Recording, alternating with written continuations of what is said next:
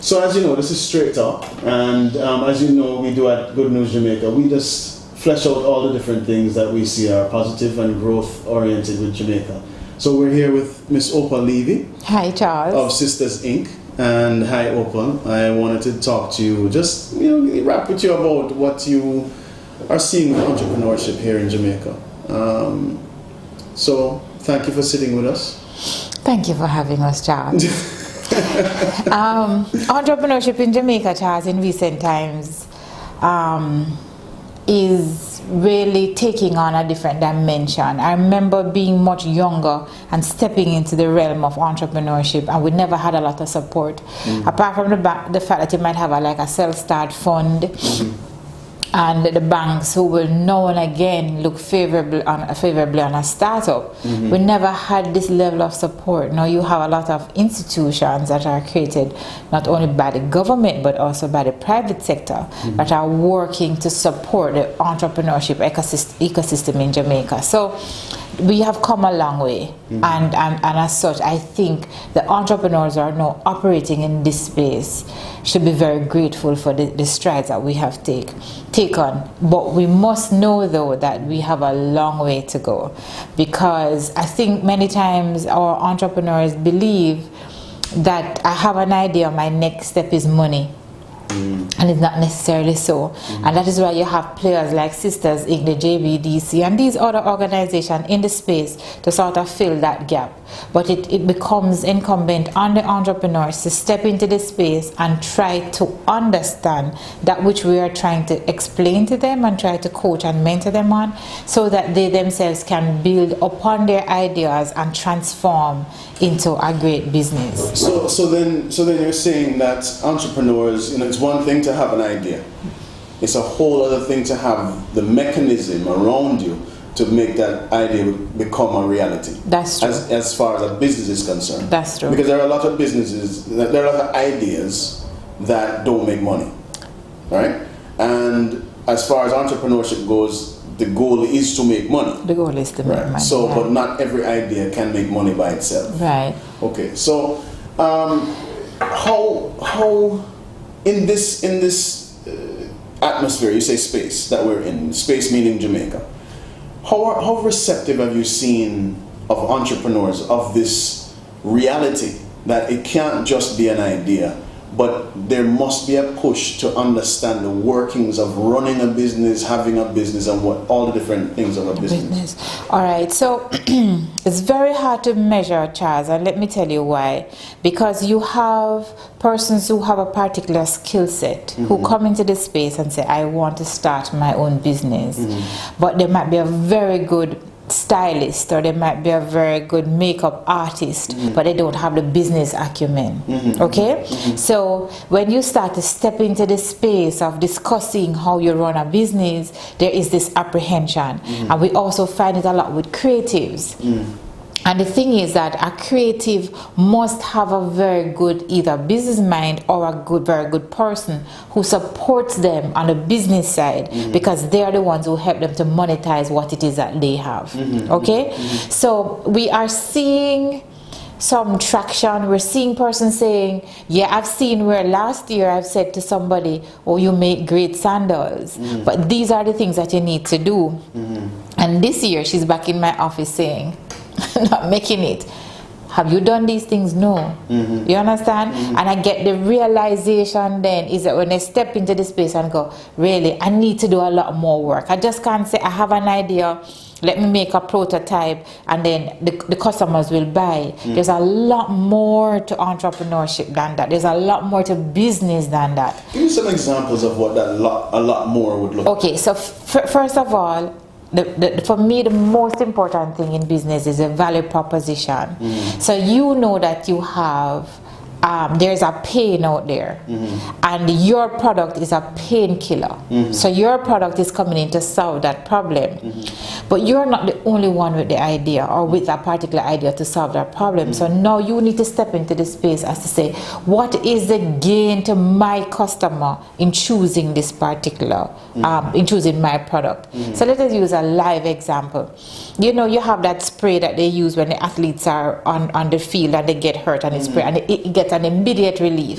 Bengay might also give you that same kind of relief, but it takes a longer time. So the pain is actual joint pain. The relief is either the spray, I don't know sure what the name is, or you have Bengay. Now the gain is the speed at which it relieves the pain. It helps you to then identify your target market.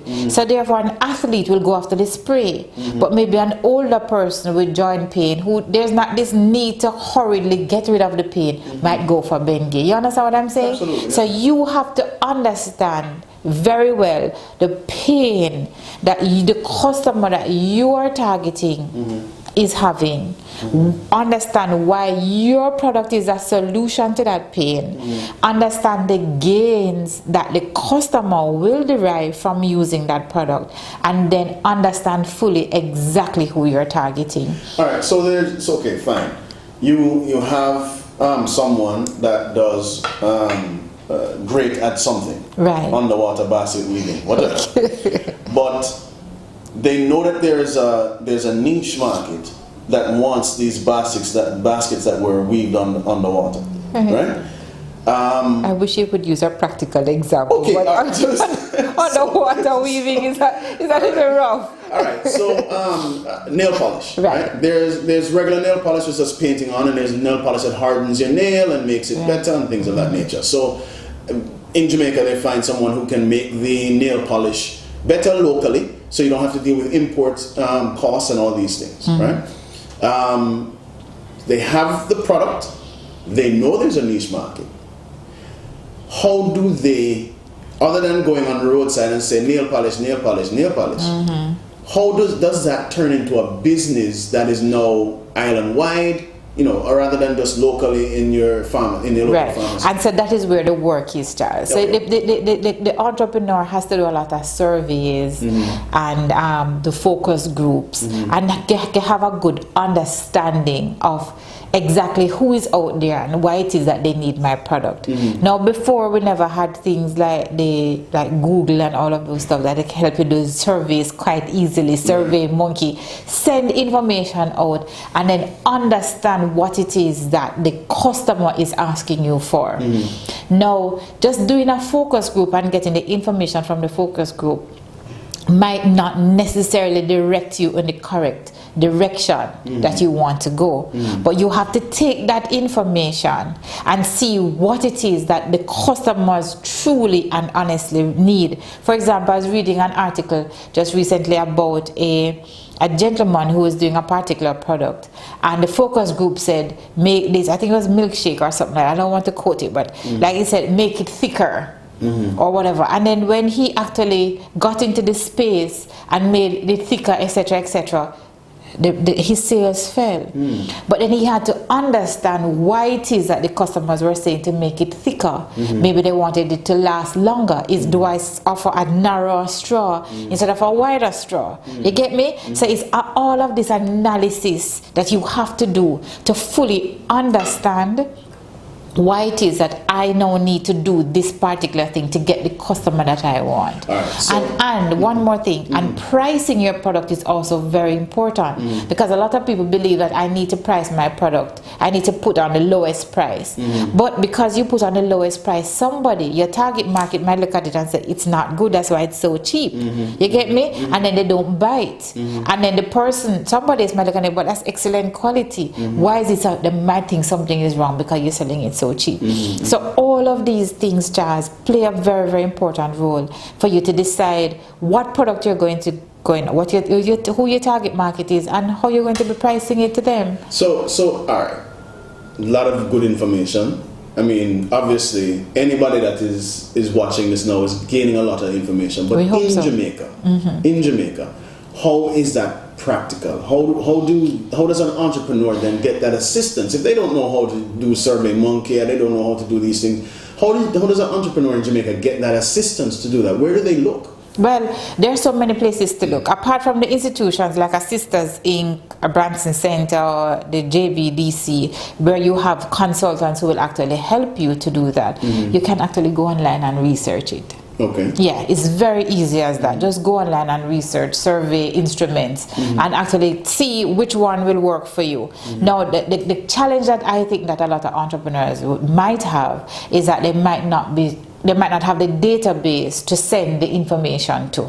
Again, step into this space and ask consultants, because many times, because we work with a lot of entrepreneurs, a lot of other persons, we have that database that we can send the information to and get that kind of feedback. Now, I know that the Development Bank of Jamaica has these vouchers for entrepreneurs, right? That you can go out and get different skill sets with these vouchers. So I think they're up to 70% off the cost of the actual work. But how does an entrepreneur know about these things? Are these things advertised widely? I mean, well, the DBJ has been doing a lot of work in getting that information out there. And if you're an entrepreneur, you have to want to learn to read. Okay? As entrepreneurs, we don't read a lot. As Jamaicans, we don't read a lot. And we have to want to read. We have to be hungry for knowledge. And so the DBJ has been doing a good job in sending information out there, but also you can again check out the persons who are operating in the space and see if they offer the service. Now, I'm glad you asked me about that, Charles, because what is happening is that there are a lot of persons out there who are actually in the space of assisting entrepreneurs, and they're really not doing such a good job. And I think sometimes we also have to measure whether or not we're doing it for the right reasons. So just recently I had a conversation with a young lady who told me that she went to a BSI or business development officer to get her thing done, and he encashed 2 vouchers. He submitted 2 vouchers for her, and she wanted a business plan, and the voucher that he encashed was more than a business plan. These things happen. But again, as entrepreneurs, you need to do your due diligence. You have to get references. You have to talk to people who have already worked with some of these persons and say, what was your experience like? This is, and I want entrepreneurs to understand, Charles, that this is your baby. You don't just get any food off the road and give it to your baby. You have to make sure that the food is clean. This is an extension of you. So you have to do your due diligence. You have to get information on the people that you're going to be doing business with, and not only at this stage but all along the journey. Because there's something that we do at Sisters Inc. where we link local suppliers with international buyers, and we have to do our due diligence on these people. We have to know who we're going to bed with, because we don't want them to defraud us or run away with our products, etc. So as an entrepreneur, you have to have that kind of mindset where you have to question every single thing. You have to find out, are these people worth doing business with? Now, back to the voucher for technical assistance. I think it's a very good project that the DBJ is doing, because what it does is that it gives the entrepreneurs an opportunity to get a lot of things done, like a business plan, which just to guide your own business, to help you with getting financing for the business, etc. DBJ pays up to 70% of the cost. Business process improvement, workshops, mentorship and coaching. So, a lot of these services that you would necessarily then have to take monies out of pocket to pay for, DBJ is willing to cover 70% of the cost for it. And 70%. And I'm happy they're covering 70% because there has to be some equity injection in it by the entrepreneur. So that this 30% that you need to cover is just you saying, yeah, this is really what I want, and giving you that push to really get that project done and done to the best of. Well, we won't get into the fine minute details of how to get the DBJ vote, and go out and check it out and look it up. And I'll go on DBJ website. Sorry, DBJ website. After me just tell us we're not that. Anyway, so all right, so let's skip over to entrepreneurs in the entertainment industry. Right?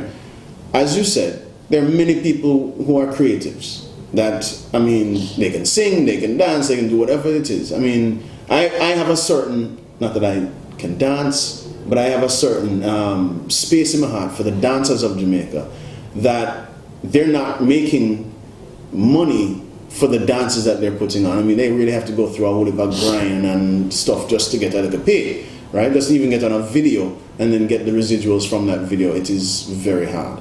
How does a creative, like a painter, a singer, an engineer, all those different people who operate in the entertainment industry, how do they then make themselves, their sole proprietorship, how do they make that into a business, a viable business that is recognized by the government, recognized, through paying taxes and everything is above board, rather than just a hustle?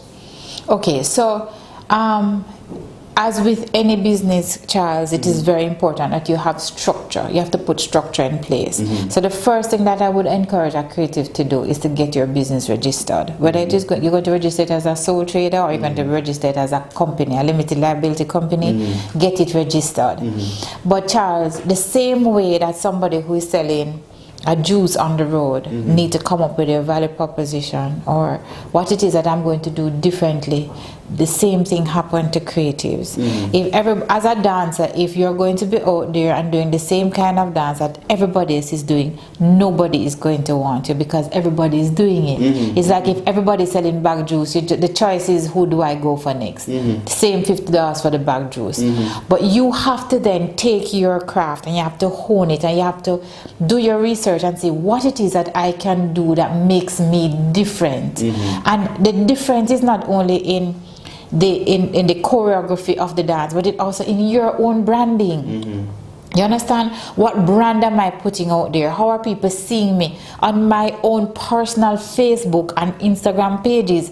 Do they see me naked? Are they seeing me, helping the community? Do they see me doing so you have to work on your branding. You understand? To make sure that people say, I really like this person, and because of the individual that they see, they're willing to pull them into this space.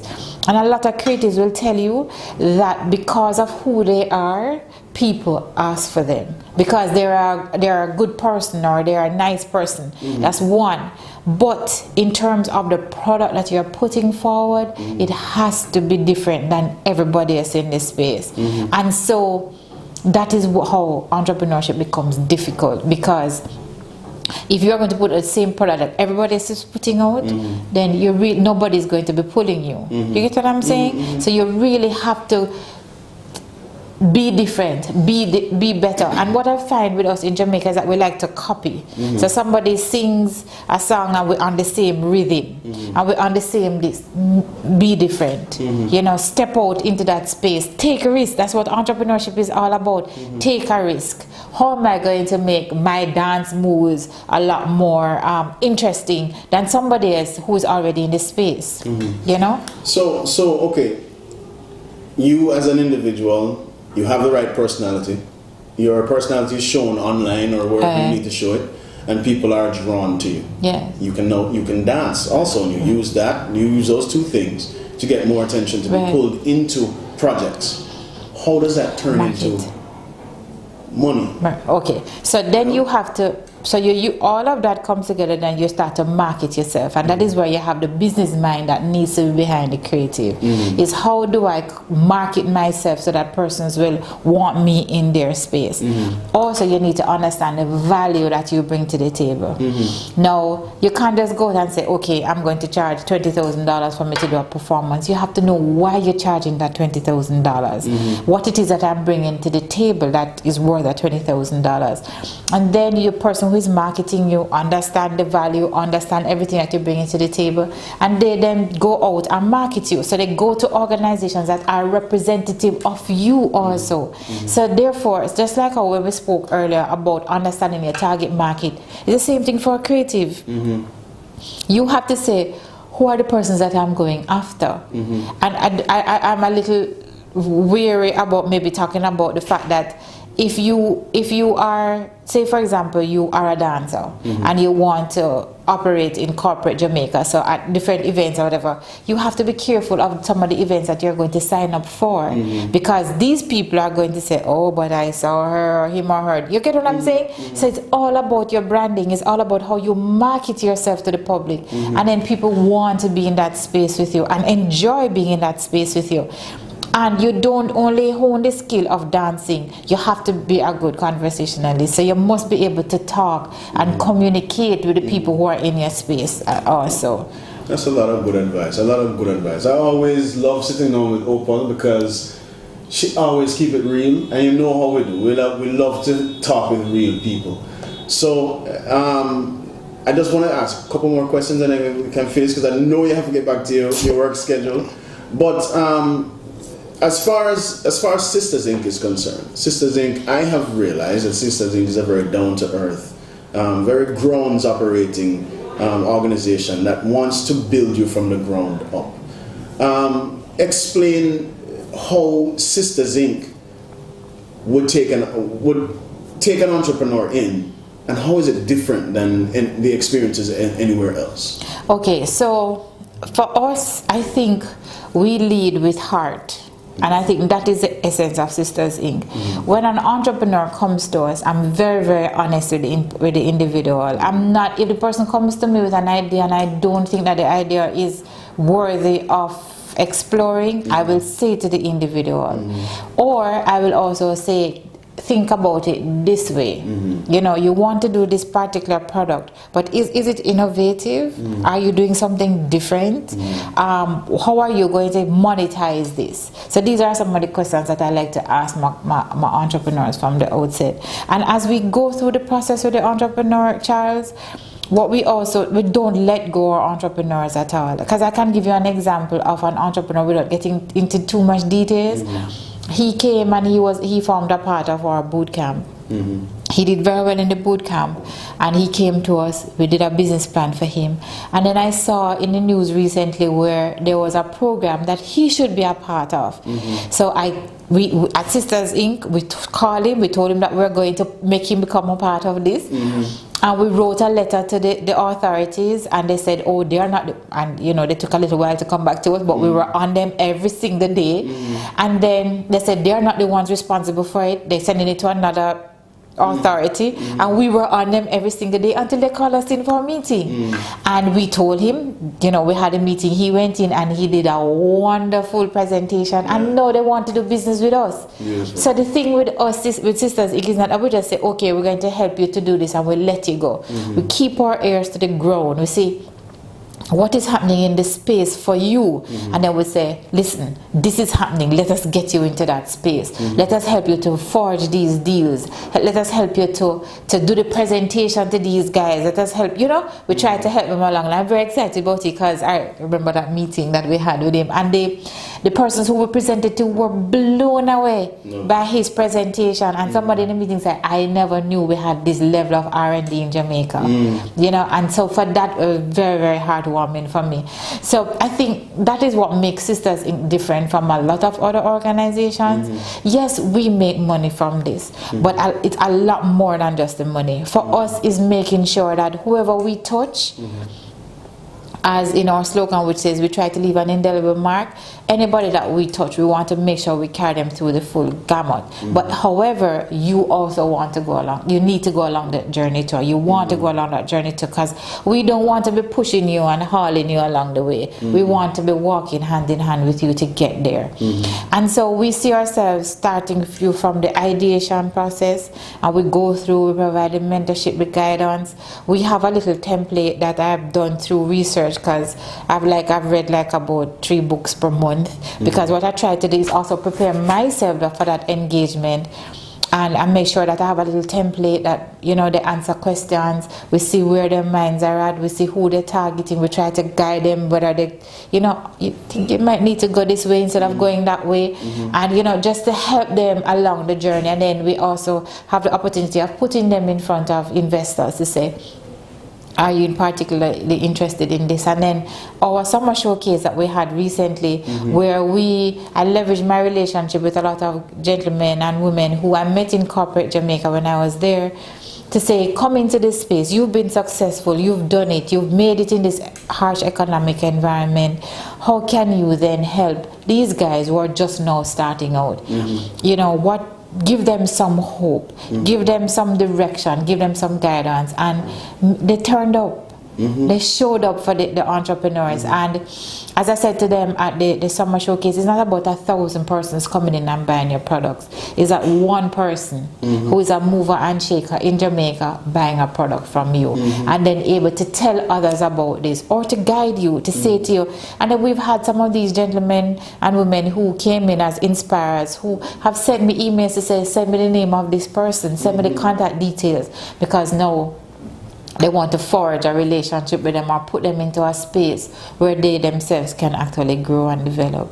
So it is an all-encompassing product that we offer, and one wherein we are very, very passionate about nation building, Charles. And we believe that if we have more persons who step into this space and are concerned about entrepreneurs, as Sisters Inc. Is about these entrepreneurs, then we should be able to have an environment where we can compete. You know, we can compete, and we can't be myopic in our thinking and say, oh, they are small people. They're going to get big one day, you know, but they're going to need our support to get there. They're going to need our support to get there. So why not just do it? I think it's a great way to end our conversation. Thank you, Opal. Thank you very much. Thank you, Charles, for meeting with us. You know, guys, take this thing seriously. The landscape for entrepreneurship is very much large in Jamaica and fertile. But you have to do your due diligence. You have to put in the work to let the world know, let Jamaica know, and the world know that you are not only ready and willing, but you have the machinery behind you. And I gotta tell you, one of the greatest machines is Sisters Inc. So get with it. Give them a call. You'll see the information. I don't know where it will be, but somewhere down here. And give them a call. All right. Good talking with you. See you on the next Reasoning.